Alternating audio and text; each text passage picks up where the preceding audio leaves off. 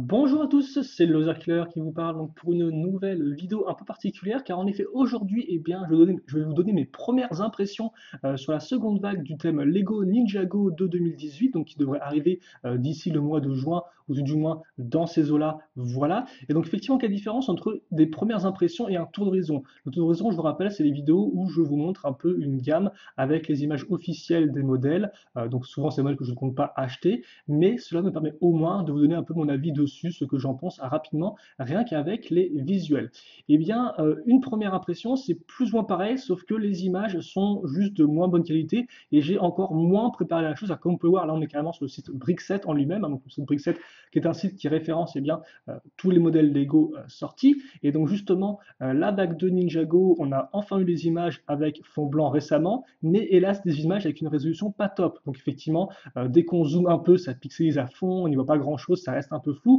Donc c'est mieux que ce qu'on avait il y a quelques temps où justement on avait juste des images encore plus floues, encore plus petites et en plus marquées confidentielles. Donc logiquement, c'était illégal de les partager, voilà. Là, effectivement, c'est un peu mieux. Et donc, comme forcément, je pense que la plupart de mes fans aimeraient peut-être voir un peu mon avis dessus, même parler des modèles, eh bien, c'est ce qu'on va faire dans cette vidéo-là. Donc, une qualité un peu moindre, et aussi le fait que je vais quand même donner mon avis, un avis assez superficiel. Je vais pas non plus trop entrer dans les détails parce que je sens, comme je viens de le dire, on peut pas non plus trop zoomer pour voir les détails en eux-mêmes, donc je vais pas non plus trop, voilà, je vais pas non plus trop chercher à faire ça.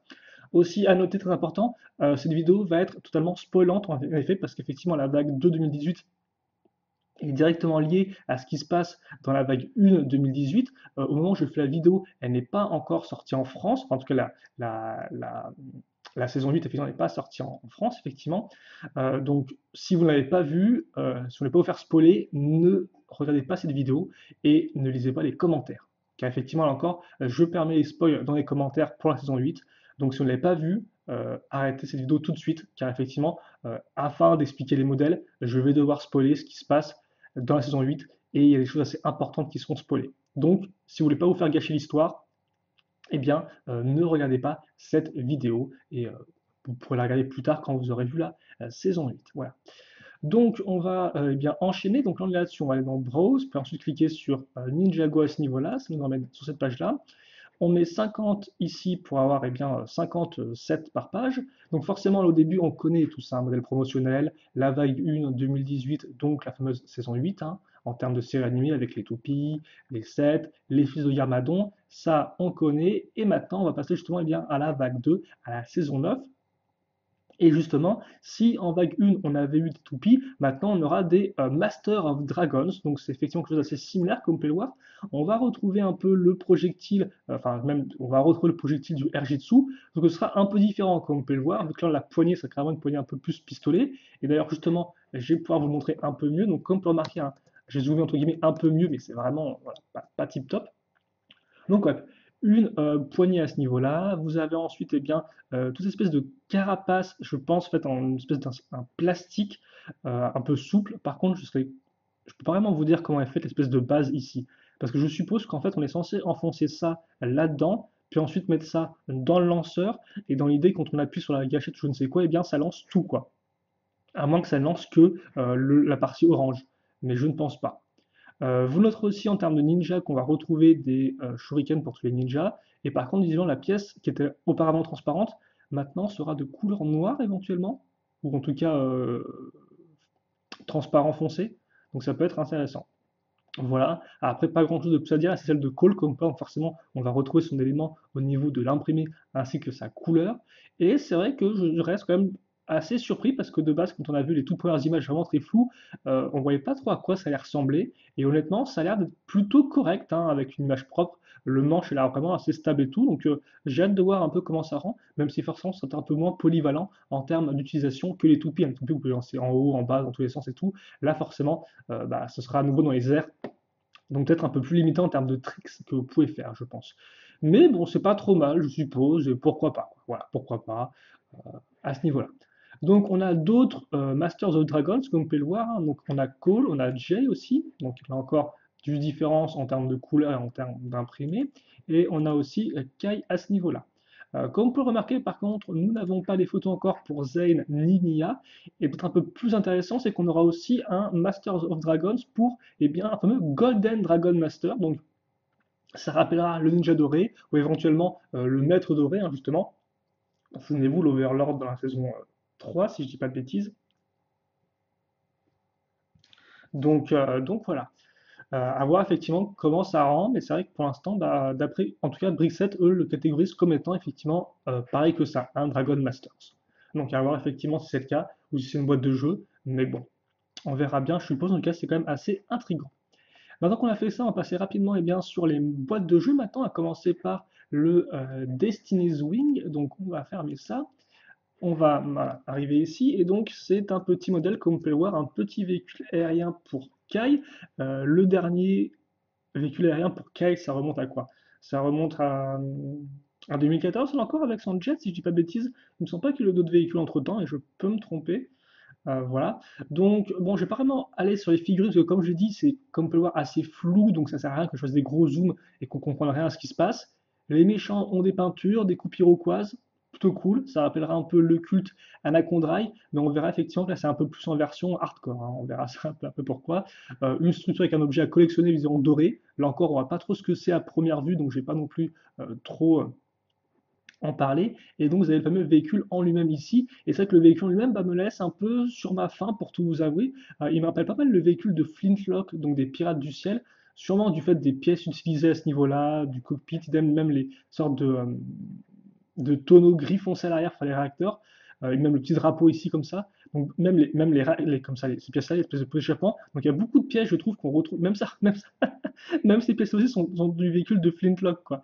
Donc il y a beaucoup de pièces qui étaient déjà sur le véhicule de Flintlock, et ça me le rappelle beaucoup, je dois vous avouer. Donc ça fait un peu, j'ai l'impression de revoir un peu la même chose, mais en version mini, même si les deux sont pas entièrement similaires, hein, forcément. Mais c'est vrai que c'est assez particulier, quoi. Après, je suppose que effectivement, si le véhicule de Flintlock était plus un requin, là, vu la forme qu'on a, on a plus à faire une sorte de Raymanta. C'est aussi que l'espèce de petit réacteur à l'avant est assez particulier, pour tout vous avouer. Je suis pas entièrement sûr, mais bon. Donc il y a un véhicule qui me laisse un peu sur ma faim, qui a pas l'air non plus super original. Je sais pas trop quoi en penser. Je sais pas vraiment sur des mécanismes. Est-ce qu'on pourrait éventuellement pivoter les ailes pour qu'elles aillent de bas en haut? Je ne sais pas. Donc à voir en vrai, mais c'est vrai qu'à première vue, bon, c'est un peu, je suis pas sûr. Je suis pas trop sûr. On va fermer ça. On va enchaîner maintenant avec le 151, le Throne Room Showdown, donc le combat dans la salle du trône, pour faire simple. Et donc lui est assez intéressant pour 3 points, j'ai envie de dire. Le premier point, c'est qu'effectivement, souvenez-vous, à la fin de la saison 8, eh bien, nos 4 ninjas, donc Zen, Kai, Cole et Jay, sont transportés donc dans le royaume des dragons et des Oni, si je ne dis pas de bêtises. Voilà, et donc ça laisse d'autres ninjas derrière. Alors par contre, je ne sais plus où passe Bébé Wu, si Bébé Wu est resté à Ninjago City ou est parti avec les 4 ninjas. Mais en attendant, ça fait qu'effectivement, à Ninjago City, eh bien, il reste Lloyd qui était mis de côté. euh, Rumi, Nia, et bon, Skylar et Samurai X. Et donc justement, eh bien, ce set-là, comme port, est consacré à ces personnages qui sont entre guillemets restés en arrière à Ninjago City, et c'est plutôt cool. Ensuite, le second point qui est assez intéressant, c'est que bah, on a 5 figurines dans le set, et que ces 5 figurines, c'est toutes entre guillemets des figurines importantes, nommées, c'est des vrais personnages, enfin c'est un vrai entre guillemets personnages, quoi. C'est pas par exemple des soldats ou des guerriers, c'est vraiment des personnages comme ça qui ont une vraie histoire, etc., qui sont vraiment développés dans la série animée. Et enfin, le troisième point, eh bien, c'est que, excusez-moi, c'est un set définitivement girl power, comme on peut le voir, vu qu'on a, eh bien, sur les 5 figurines, 4 filles et un garçon, ce qui honnêtement est une première dans Ninjago. Donc je suis assez, j'ai hâte de voir si le modèle se vend bien ou pas. En tout cas, c'est très clairement un de ces modèles à 20 euros, hein, dans l'idée, avec 5 figurines, un peu comme l'était la prison, souvenez-vous, avec Skybound à l'époque, hein, la prison du Cryptarium, qui était aussi un peu dans le même genre-là. Donc on retrouve ce côté-là, et c'est plutôt cool. Et donc justement, que dire là-dessus? Donc on a Lloyd, donc qui a nouveau cette du film, hein, toujours pas différente à ce niveau en termes d'imprimé. On retrouve Skylar. Alors Skylar, je pense, il a peut-être la même tête, les mêmes cheveux que celle qu'elle avait eue dans le pack de figurines sorti l'an dernier. Par contre, en termes d'imprimé, j'ai l'impression qu'il y a un nouvel imprimé, comme on peut le voir, qui est similaire à ceux des nouveaux ninjas, avec une sorte de partie sur le côté comme ça qui se met ici. On retrouve plus ou moins la même chose, j'ai l'impression, à ce niveau-là. En tout cas, il y a une sorte de ceinture qui divise, j'ai l'impression, les tenues en deux. Donc, à voir comment ça rendra. Par contre, pas d'imprimé de jambes, hélas. On retrouve Samurai X qui m'a pas l'air spécialement différente par rapport à sa version de la première vague. Je pense que c'est la même. Et enfin, nous avons donc Harumi en version fils de Garmadon, hein, comme elle se révèle effectivement être la boss à l'épisode 7, je crois. Et donc elle change de tenue et donc on l'a enfin, ce qui est plutôt cool. Après, la salle du trône en elle-même est plutôt, j'ai envie de dire, simple, hein, il n'y a pas rien de spécialement incroyable. Comme on peut avoir des pièces d'accroche qui permettront souvent de pivoter ces parties-là à l'intérieur ou à l'extérieur pour plus ou moins changer la forme de l'ensemble. Mais après, bon, katana, avec arme, je suppose, caméra, j'ai l'impression à ce niveau-là. Et le trône quand même qui est plutôt cool, avec pas mal de petites pièces de flammes comme on peut le voir ici. Donc c'est plutôt bien fait. Idem, on retrouve une pièce de Samurai X. Donc voilà pour ça. Donc honnêtement, c'est pas trop mal, surtout pour les figurines, j'ai envie de dire, même si j'aime bien chez de couleur avec les teintes un peu bleues et rouges, là, enfin, rouge ou marron, j'ai un peu de mal avec les couleurs des fois, donc voilà. Mais c'est pas trop mal. Ok. On va maintenant enchaîner avec le 112 152, le Stormbringer. Donc, on va passer justement au niveau super en termes de masse. Et donc, justement, on va retrouver les dragons. C'est pour ça que les dragons, on n'avait pas eu du tout dans la première vague 2018, donc de cette année. Et donc là, comme peur, eh bien, nous avons un nouveau dragon pour Jay. Donc, on retrouve ici avec Zayn à ce niveau-là. Et donc, justement, dans ce set-là, eh bien, nous aurons uniquement les personnages qui sont dans le monde des dragons. Alors, par contre, c'est moi, ils ont tous des nouvelles épées. J'ai pas marqué ça. Mais en tout cas, c'est une épée différente au niveau de la forme, avec l'espèce de partie ici. Ouais, même ça, c'est nouveau. Donc des nouvelles armes pour nos ninjas, visiblement, des nouvelles épées. On retrouve d'autres personnages, donc on peut remarquer le côté quadripède, hein, ça c'est assez classique. C'est vrai qu'on a déjà pu le voir par exemple dans Nexo principalement, avec l'Avaria en 2016, ainsi que le personnage de. Il y a un autre personnage dont je n'ai plus le nom, je crois que c'est César en 2018, donc qui avait aussi quatre pattes, donc on retrouve ce côté-là un peu pour Ninjago, pourquoi pas, avec une autre pièce de dague à nouveau. Là encore, je ne peux pas vous dire si c'est nouvelle ou pas. Un objet à collection, on dirait presque une sorte de petit dragon, on dirait une tête de dragon à ce niveau en tout cas. Je ne sais pas trop si c'est vraiment ça ou pas. À moins que ce soit une sorte de. Je sais pas ce que c'est en fait. Est-ce que c'est juste une sorte de tête de dragon avec une sorte de cristal et puis c'est tout? Ou est-ce que c'est une sorte, parce qu'on dirait presque une sorte un peu de d'épaulette, d'armure épaulette quoi. Mais j'ai pas l'impression qu'on ait un trou à ce niveau-là. Et puis après, vous avez le dragon en lui-même qui est eh bien assez carré, on va pas se le cacher, hein. Au niveau, surtout à ce niveau, au niveau du cou, là, c'est très carré, je dois vous avouer. Et cette espèce de tête un peu écrasée comme ça est assez particulière. Donc ça rappellera forcément peut-être un peu le design du dragon de Lloyd du film, vu qu'on a un côté beaucoup plus carré à ce niveau-là. Idem à l'arrière, hein, on retrouve plus ou moins le même type de queue, j'ai l'impression, avec les pièces comme ceci. Et après, donc, vous avez quand même quelques pièces un peu plus spécifiques à ce niveau-là, les pièces Nexonite à ce niveau, les sortes d'espèces de pièces de pointe tentacules à ce niveau-là. Donc ouais, Stormbringer, il est ok quoi. Après, c'est vrai qu'effectivement, j'ai jamais été non plus trop fan des dragons, même s'il y a quand même certains que j'aime bien, mais c'est vrai quand même que lui, il est assez carré quoi. Faut voir en vrai. Après, je pense qu'il peut être grand par contre. Je pense qu'il peut faire une bonne taille. On va enchaîner avec le 153, le Firstborn. Autre dragon, un peu plus gros, d'ailleurs Comper, ça rappellera un autre set dragon qui était sorti en 2011, souvenez-vous, le dragon de Jay avec eh bien, un hélicoptère squelette. Et bien là c'est pareil, on a un dragon visiblement pour Kai, mais avec un hélicoptère donc pour nos méchants. Et donc c'est un set qui est vraiment beaucoup plus complet, donc je pense qu'il coûtera facilement dans les 50 voire 60 euros celui-ci, ou même peut-être plus. Et comme on peut le voir, eh bien j'ai l'impression qu'on a un dragon qui est peut-être déjà un peu plus intéressant que celui de Jay, un peu plus massif aussi, c'est aussi un autre dragon pour Kai, même si c'est vrai qu'il a entre guillemets partagé un dragon avec Nia récemment, donc c'est pas non plus entièrement nouveau, mais c'est plutôt cool. J'ai l'impression que les ailes reprennent peut-être le même concept que les ailes du dragon émeraude de Lloyd qui pouvait donc plier les ailes. En tout cas, c'est l'impression que j'ai en regardant cette espèce de partie comme ça assez fine, à voir s'il pourra vraiment le faire ou si les ailes sont juste fixes. C'est dur de dire ça à première vue. Les cornes rendent bien, pour tout vous avouer, voilà. Et c'est vrai qu'effectivement, il y a quand même beaucoup plus un dragon d'inspiration un peu européenne, enfin, d'inspiration occidentale que d'inspiration asiatique, j'ai l'impression. Mais un dragon, en tout cas, qui a l'air assez imposant. J'aime bien la pièce un peu, là encore, de demi-cercle utilisée ici, qui rappellera là encore un peu le dragon émeraude de Lloyd. Pour le reste, vous avez quoi? Bah, vous avez en fait les deux ninjas qui n'étaient pas là auparavant, à savoir Kai et Cole. Et vous avez au moins quatre personnages. Alors, ah non, qui c'est que ça? Qui c'est que ça? Parce que c'est pas il a une cagoule, on dirait qu'il a la cagoule des fantômes de 2015, mais c'est pas un ninja. Est-ce que c'est un méchant? C'est bizarre, il y a plusieurs tenues. C'est vrai que pour l'instant, les figurines, on ne voit vraiment pas grand-chose. Elles ont l'air cool, mais c'est vrai qu'on ne voit pas des masses. Vous avez une sorte de petit hôtel à ce niveau-là qui a l'air plutôt cool. Et surtout, vous avez donc l'hélicoptère qui serait notre premier véhicule pour les méchants en termes de prix. Et comme vous pouvez le voir, un véhicule qui va tout d'emblée mettre un peu la couleur. C'est-à-dire qu'effectivement, on a affaire à des véhicules qui sont faits un peu de briques et de braques, un peu comme c'était déjà le cas avec les pirates du ciel. Mais là, on a un côté un peu plus, j'aimerais dire, un peu plus, peut-être pas steampunk, mais un peu plus post-apocalyptique, un peu de Mad Max, hein, pour ceux qui connaissent le film, enfin le film et la série de films. En plus, c'est vrai que le quatrième film est sorti récemment, donc peut-être que les plus jeunes d'entre vous le reconnaissent. Donc on a ce côté un peu, justement, on l'a fait de briques, de braques, mais plus à base de métal, de tôle, plus des pièces un peu de couleur beige, marron.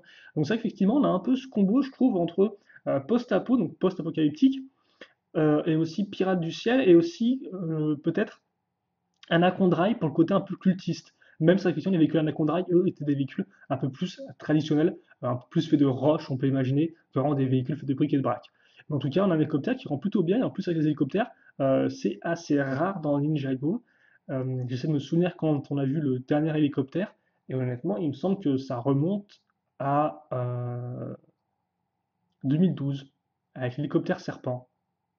J'ai pas envie de dire de bêtises, mais en tout cas, alors vous allez peut-être dire, oui, vous allez dire qu'il y a le Ninja Copter en 2014, mais le Ninja Copter est un peu différent, quoi. Il a apparemment une forme pure d'hélicoptère avec les skis, la queue à l'arrière, et par contre, c'est pas être le terme exact, et les hélices ici. Bon, par contre, les hélices sont accouchées de façon un peu dégueu sur cette espèce de grosse pièce.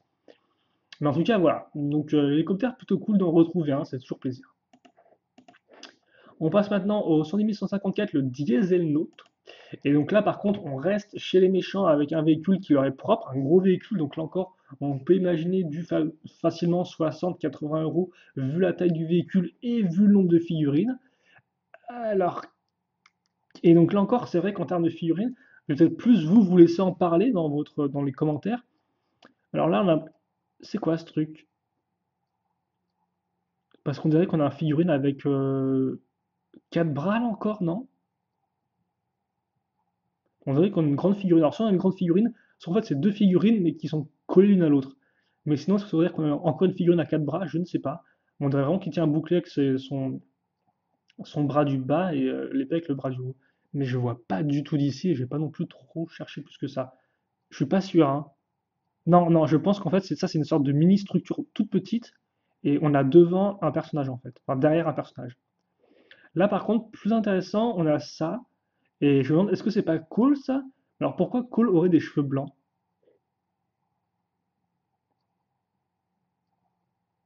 Je ne sais pas. Parce que ça, c'est très clairement la coupe de cheveux de Cole, on dirait, hein, mais les cheveux sont blancs. Alors forcément, vous allez dire, mais un autre personnage qui a les cheveux blancs, c'est Wu. Et effectivement, si Wu, bébé Wu est avec eux, peut-être qu'il va grandir avec eux, je ne sais pas. Donc soit c'est Wu apprenti, soit c'est vraiment Cole avec des cheveux blancs, je ne sais pas. Bon, d'autres méchants.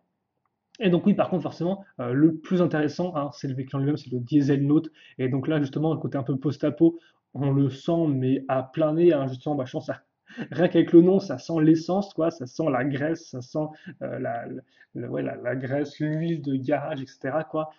Ça sointe, quoi, et c'est plutôt très cool. Je vais pas vous le cacher, c'est un véhicule quand même qui est très très cool. La grosse partie à l'avant qui casse tout comme ça, les grosses roues, les chenilles, c'est un peu une première fois qu'on a un véhicule tel quel dans le Ninjago qui mixe un peu.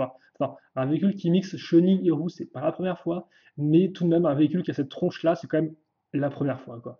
Et il est sacrément imposant. On peut supposer éventuellement qu'il pourra se diviser en plusieurs parties. Par exemple, vous avez la partie ici avec les quatre roues, une partie à l'avant avec juste le parti chenille, et une partie qui peut peut-être s'envoler éventuellement. En tout cas, c'est comme ça que je l'imagine. Je ne suis pas entièrement sûr. Ou alors peut-être même que vous avez un personnage ici qui a une sorte de chapeau haute forme, c'est ça, non? Vous avez vraiment qu'il a un chapeau haute forme. Je ne sais pas ce que c'est méchant, mais en tout cas, ces méchants ont l'air assez intéressants. Et oui, cette partie-là, on dirait peut-être aussi peut-être même un mini vaisseau en fait. Voilà. Après, je sais pas trop en fait, ce qu'ils ont mis là, parce que comme vous pouvez voir, vous avez une sorte de gros bloc là, et c'est censé être quoi comme pièce? Parce que moi, ça fait plus penser à des sortes de pièces dans lesquelles vous mettez des piles pour des trucs télécommandés, mais je pense pas que ce soit ça, quoi. Vous avez des sortes de gros blocs là, ici et là. Et c'est bizarre, non? En tout cas, ça ne me dit rien du tout, ces pièces-là. Mais il est très cool. Il est très très cool. On enchaîne avec le 655, le Dragon Pit. Donc là, on a encore une photo qui est petite. C'est un peu dommage. Et donc là, justement, eh bien, on reste chez les méchants avec une structure. Non, par contre, c'est assez triste parce que les méchants ont vraiment un design qui dépote tout, une super direction artistique, mais hélas, on n'a que deux véhicules et une structure, quoi. Donc c'est un peu dommage. On donne plus de véhicules si l'autre se divise en plusieurs parties, mais c'est un peu dommage. Et donc, ouais, comme on là encore, une structure qui est super cool, je trouve, hein. On retrouve le côté classique du temple avec ce genre de toit, mais on a des sortes de drapeaux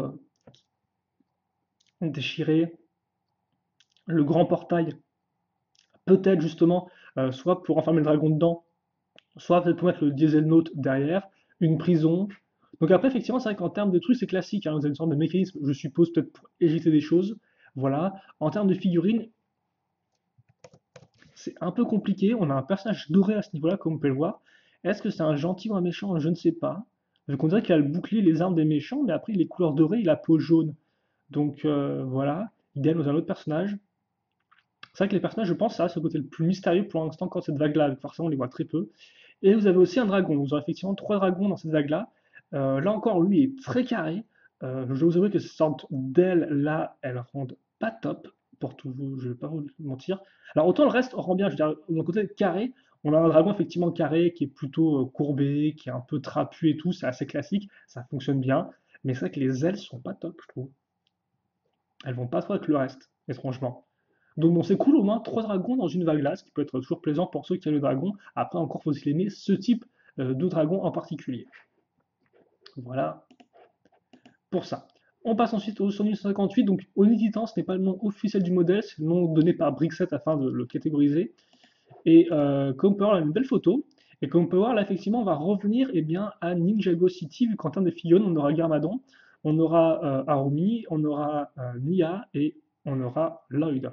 Et comme on peut voir, eh bien, ce personnage-là, c'est le personnage qui apparaît à la fin de la saison 8, dans le dernier épisode, une espèce de gros tas de roches et tout qui envahit la ville. Et donc, les Beaux a décidé visiblement, enfin en tout cas, j'ai l'impression que c'est le même personnage, hein, a décidé d'en faire eh bien, une grosse figurine. Et honnêtement, je dois vous avouer que je ne suis pas convaincu du tout.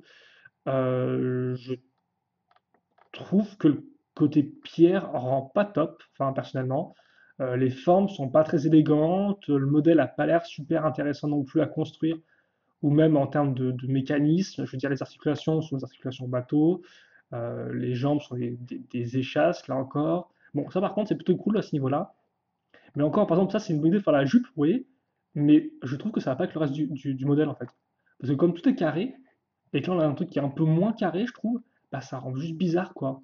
On a beaucoup de formes lisses ou de tenons, mais on n'a parfois de formes très étalées comme ça. Alors que là, effectivement, on a des petites barres et tout, quoi. Et je trouve qu'honnêtement, ça rend très bizarre, quoi. Donc, ouais, le Oni Titan, j'attends de voir un peu comment il va rendre en vrai, vu qu'il a quand même l'air assez imposant par rapport aux figurines. Mais honnêtement, bah ouais, quoi. L'acte imprimé ou avec sticker peut être cool. Mais là encore, déjà de base, le gros monstre dans la série n'était pas non plus super intéressant, je trouve, en termes de charisme. Autant là, voilà quoi.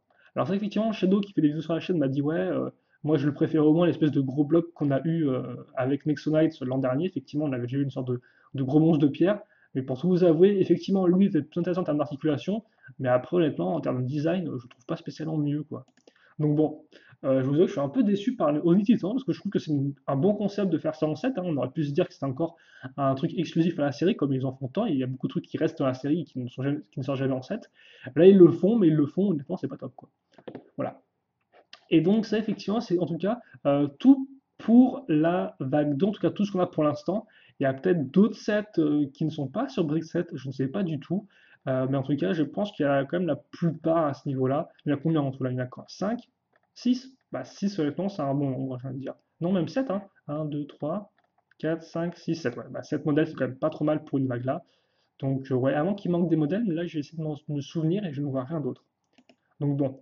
Et il en manque un, effectivement, qui fait partie de la série animée, car, effectivement, comme vous pouvez le voir, eh bien, le film Lego Ninjago n'est pas mort, hein. Si vous allez dans la section du film Lego Ninjago, vous verrez qu'on a un modèle en 2018 qui sort, qui coûte assez cher, hein, dans les 200 à 250 euros. Il s'agit du Ninjago City Docks, donc un autre gros set structure pour la ville, et d'ailleurs, comme on peut le voir sur la photo, qui peut eh bien, s'accrocher justement à la ville en elle-même. Ça, je pense, c'est l'arrière de la ville Ninjago, comme on peut le voir, hein, donc du set, bien évidemment, avec le bâtiment ici, comme ceci, et donc ça, on doit le caser à l'arrière. Alors par contre, effectivement, c'est un peu bizarre parce que le fait qu'on case ça à l'arrière de la structure fait que quand on regardera la ville Ninjago de face, on aura tout l'arrière qui va ressortir. Donc j'espère que l'arrière est bien détaillé, parce que si c'est juste des sortes de gros aplats de couleurs, ça risque de faire un peu bizarre lorsqu'on veut exposer le modèle.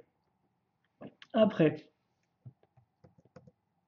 que dire sur le modèle là? Donc on peut voir, c'est vrai qu'on est beaucoup plus dans l'aspect un peu portuaire de la chose. Forcément, je trouve qu'à première vue, c'est peut-être un peu moins intéressant que la ville, parce que la ville, il y a vraiment beaucoup de choses sur un carré. Là, c'est un peu plus classique dans le sens où vous avez une sorte de gros rectangle. Aussi, c'est vrai qu'en termes de construction, faire toute l'eau, peut-être pas le truc le plus intéressant du siècle. Voilà. Donc c'est vrai qu'à première vue, je me dis, ah, j'ai peur quand même qu'on en fasse vite le tour et que ce soit un peu moins diversifié que la ville Ninjago. Alors que j'ai pas non plus trop regardé, pas non plus trop me spoiler, mais après, c'est vrai qu'on a quand même des bons éléments, l'espèce de tour ici avec trois bâtiments, plus l'escalier qui monte ici, autre bâtiment à ce niveau-là, deux autres bâtiments ici, là vous avez un petit marché, je pense, à ce niveau. Voilà, un nouveau petit bateau, plutôt cool, hein, ça complétera les deux autres bateaux, si je dis pas de bêtises, qu'on avait déjà eu auparavant.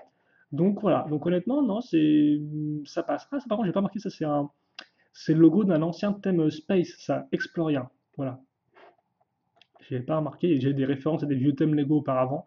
Là, c'est aussi le cas. Affiche ici, un autre, alors on avait un poisson, une sorte de poisson hérisson, poisson bulle là, et là, je sais pas trop ce que c'est que ce truc. C'est un cochon peut-être, non? Parce qu'on dirait qu'on a deux yeux et l'espèce de groin à ce niveau-là. Ouais, si je trouve que ça, parce que même ça, on a des petites oreilles de cochon. À moins que je me trompe, mais bon, après, un cochon tout rond, c'est un peu particulier, mais. Oh non, parce que là, on a les pattes. On a des petites pièces une fois, j'ai l'impression qu'ils font office de pattes. En tout cas, je pense que c'est un cochon. Et après, comme voir, par contre, là encore, en termes de figurines et à la masse, on va retrouver Lloyd à nouveau. Donc, Lloyd en costume, bon. Si vous ne l'avez pas encore, bah, je ne sais pas comment vous avez fait votre affaire, parce qu'il apparaît vraiment partout, partout, partout. Cole en tenue civile, qui je pense a une tenue différente de sa version ACDC qu'il avait en pack de figurines, vu que là il a une sorte de manche longue, alors clairement il n'avait pas de manche longue. Beaucoup de citoyens, dont celui-ci qui ressemble étrangement à Dareth, je trouve. Voilà. Vous avez aussi la femme au chat, j'ai l'impression. Même si. Non, ouais, on a un chat, c'est ça, non? Qui est à côté d'elle. Ou alors je me trompe? Est-ce qu'on la voit ici? Elle est ici, non? On dirait un chat, mais ça c'est pas ça du tout. Il me semble qu'il y a une femme au chat, mais c'était dans le film Lego, et pas dans le film Lego Ninjago. Et en termes de méchants, vous avez, comme on peut le voir, un avec le poisson globe là, d'ailleurs en orange, je sais pas si c'est une nouvelle couleur ou pas, c'est possible. Et vous avez Garmadon. Voilà. Donc un peu plus de méchants, contrairement à la Val Ninjago. Et pour le reste des personnages, je ne peux pas vous dire si c'est des personnages censés représenter certains personnages ou pas du tout. J'ai pas l'impression à première vue. Ouais. Ah, c'est qui ça? Parce qu'il a une tenue de dojo, mais je pense pas que ce soit. On dirait presque Jay avec la coupe de cheveux, mais je pense pas que ce soit Jay. Je pense que c'est juste un type qui a une tenue d'entraînement dojo et puis c'est tout, quoi.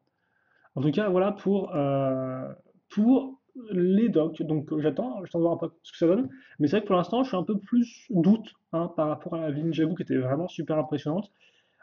Même si je pense quand même que ce sera cool d'avoir une structure qui part en longueur tout de même. Parce que ça, effectivement, la Ninjago, c'est quand même très en hauteur. Là, effectivement, en fait, qu'on s'étende un peu plus, qu'on puisse un peu plus respirer comme ça, en longueur, bah, ça, c'est quand même un avantage, je trouve. Donc j'ai hâte de voir un peu comment ça rend, hâte de voir aussi comment fonctionne la structure un peu à l'arrière, vu que là, pour l'instant, on n'y voit pas grand-chose. Et donc, voilà. Et je pense eh bien, qu'on a fait le tour de cette petite série de modèles. D'ailleurs aussi, je vous rappelle que pour ceux qui seraient intéressés par les autres sets de la vague 2, Brixec les a aussi. Hein. Là, vous avez du Juniors avec City. Là, effectivement, c'est du Friends. Vous avez par exemple tout le sous-thème arctique hein, donc on aura à ce niveau-là. Voilà. Donc, il y a des images sur Brixet. Il vous suffit juste hein, d'aller là-dessus et de choisir le thème que vous souhaitez. Voilà. Ou si vous ne trouvez pas là-dedans, de le taper ici. Et donc nous, on va s'arrêter là-dessus, je pense, pour cette petite vidéo première impression. Donc forcément, le concept de la vidéo, c'est avant tout que vous aussi, vous puissiez parler et partager ce que vous pensez des modèles de cette seconde vague. Moi, personnellement, je vous avouer que j'aime beaucoup les méchants. C'est vraiment le point fort, je pense, de la vague. J'aime beaucoup le design de leurs quelques véhicules et je pense que les figurines vont elles aussi être vraiment de qualité. C'est vrai qu'aussi, je suis quand même assez fan de ce qui est un peu post-apocalyptique, de monde un peu ravagé, donc forcément, ça me plaît bien, hein. Voilà. Et après, par contre, ça, je suis un peu plus douteux sur les dragons, par exemple. Donc, je vais quand même attendre de voir un peu à quoi ils ressemblent. Et voilà. Et après, là encore, par contre, une vague en 7 modèles, c'est quand même 7 modèles, mais j'ai aussi l'impression que ça passera, hélas, un peu vite. Voilà, un peu trop vite à mon goût. Et après, bien sûr, il y aura les Kenny Ninjago. Et lui, honnêtement, bah, j'attends juste de le construire parce que je pense quand même que ce sera cool, malgré peut-être mes petits a priori que je peur dessus. Je pense honnêtement qu'il sera très sympathique. On se quitte là-dessus. Questions, commentaires, n'hésitez pas. Et puis écoutez, bah, pour le reste, nous on se retrouve très prochainement pour de nouvelles vidéos. En attendant, passez une bonne journée, portez-vous bien et puis à la prochaine. Allez, salut à tous et à toutes.